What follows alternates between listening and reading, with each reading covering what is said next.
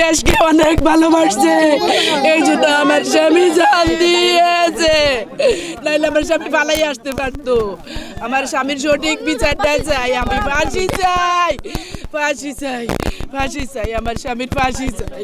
আমরা বিচার চাই, তাদেরকে দিনে দিনে যেন এভাবে মারধর করে ওদের যেন ফাঁসি হয়। তাদের আমার স্বামীরে যেমন কাইটা কুইটা মারছে, এইভাবে কাইটা কুইটা যেন তাদের ফাঁসি হয়। এই আমার বাবাকে যারা এমন করছে আমি তাদের বিচার চাই, ফাঁসি চাই। ওদেরও যেন এমন হাড়গোড় ভেঙে দেয়, আমার বাবাকে ওরা রাখে না। ওনার ফ্যামিলিতে ইনকাম করার মতো কেউ নাই, ওনার ছেলেটাকে যাতে কোনো সৈনিক যেন আর এইভাবে আমার ছেলে মেয়েরা যেভাবে এতিম হয়েছে, আর যেন কোনো সৈনিক এমনি ফ্যামিলি হারাইয়া দুনিয়া থেকে যায় না।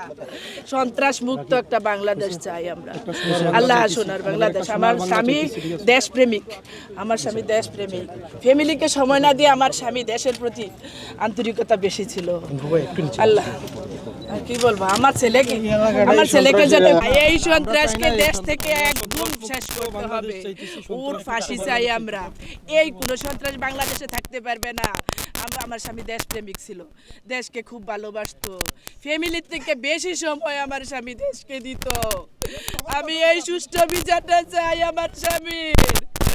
মুহূর্তের মধ্যে, স্বপ্নের মধ্যে আমার স্বামী টানা তৃতীয়বার অর্জন করেছে দেশের সেরা সুপার ব্র্যান্ড স্বীকৃতি বসুন্ধরা টিস্যু। আমার আব্বুরা যারা এই অবস্থা করছে আমি তাদের বিচার চাই, তাদের যাতে ফাঁসি হয়। এবং আমার আব্বুরা যেভাবে মারছে তাদেরকে এমনি মারা উচিত। হ্যাঁ রে, কষ্ট দিয়া যান, দিনে দিনে কষ্ট হয়। আমার স্বামীর কিছু রাখেনি, ও সাংবাদিক ভাইয়ার, আমার স্বামীর কিছু রাখেনি।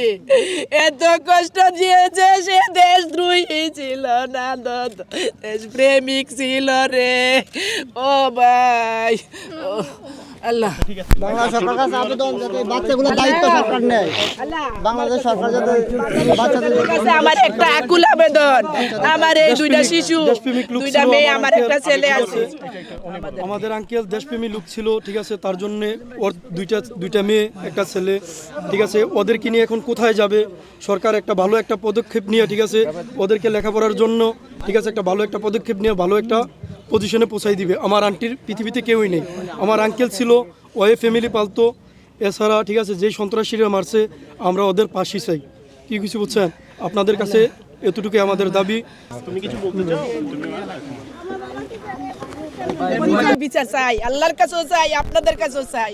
আপনারাও তো দেশপ্রেমিক, আপনারাও তো দেশকে ভালোবাসেন। চট্টগ্রামের ভিতরে যা হয়, যে ঘটনাগুলো হয়, এটা তো বাংলাদেশের ভিতরে পড়ছে চট্টগ্রাম। কিন্তু এই চট্টগ্রামের ভিতরে এমনি যে দৌড়ে দৌড়ে মানুষ মারে, চট্টগ্রামে যেন কোনো সন্ত্রাস ক্রিমিনাল বাংলাদেশের ভিতরে থাকতে না পারে, এই বিচারটা আমরা চাই। এই একটা সুষ্ঠু বিচার চাই আমার স্বামীর, আমার স্বামীর সুষ্ঠু বিচার চাই। আর কোনো